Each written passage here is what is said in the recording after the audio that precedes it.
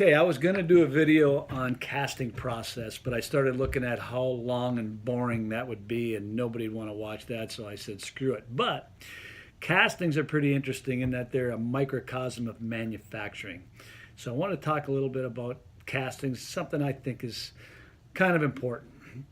First of all, in the United States, they say that you're almost always within 10 feet of a metal casting part. Unless you're in an empty room, you're in your car, wherever you are, there's probably something made out of a casting within 10 feet of you. 90% of all products have some kind of casting in them. 75% of metal casters in the U.S. are privately held companies less than 100 employees. That's pretty key because that's really where innovation comes from, because privately held companies have the ability and freedom to innovate, to streamline and improve their process, be able to get more out of their capital. Whereas a public corporation or a large private equity, they're more concerned about the numbers at the end of the month, numbers at the end of the quarter, and I know some of you understand that because you're living that. I want to show you a little bit of what's going on with castings, though, in the U.S. Metal castings, in 1955, we had 6,150 metal casters in the U.S. Today, we have 1,935. So where'd they all go? Well, obviously manufacturing, a lot of it's gone to Asia. A lot of it's gone to overseas someplace. And the problem with that is we're losing how to do it. A customer came to me about a month ago and they wanted me to find them a lost foam supplier in the U.S. that could make this part for them because they designed it to be a lost foam casting. I said, no problem. 10 years ago, that would have been no problem. I spent 2 days looking and I could not find any. I was directed to China and Italy.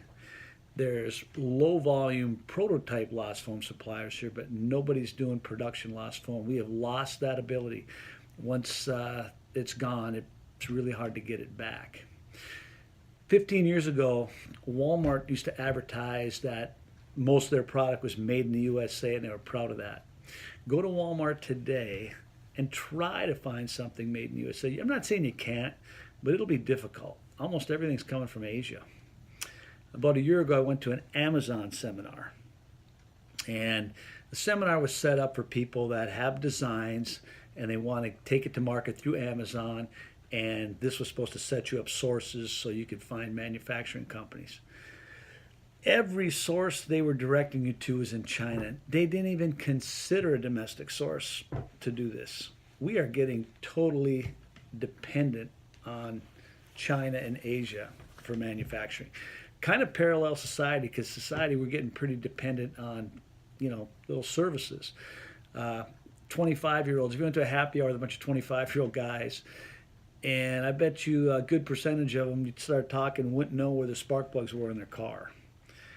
If you go to Monterrey, Mexico, or Taichung, Taiwan, or Beijing, China, and had that same conversation, they'd know where their spark plugs were. They'd also know that most of them would know the difference between a investment casting and a die caster and a sand caster, because it's just their world they're living in.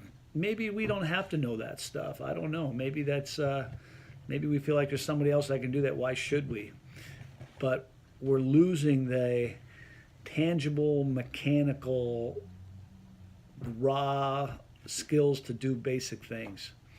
The message I want to give is don't discourage your kids from getting into the trades or manufacturing. Expose them a little bit. They don't have to get into it, obviously, but let them see what it is. It's a proven fact that using your hands improves your cognitive skills and it's good for your mental health.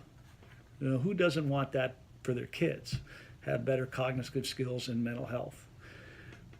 By no means should anyone ever look down on somebody that makes a living working with their hands.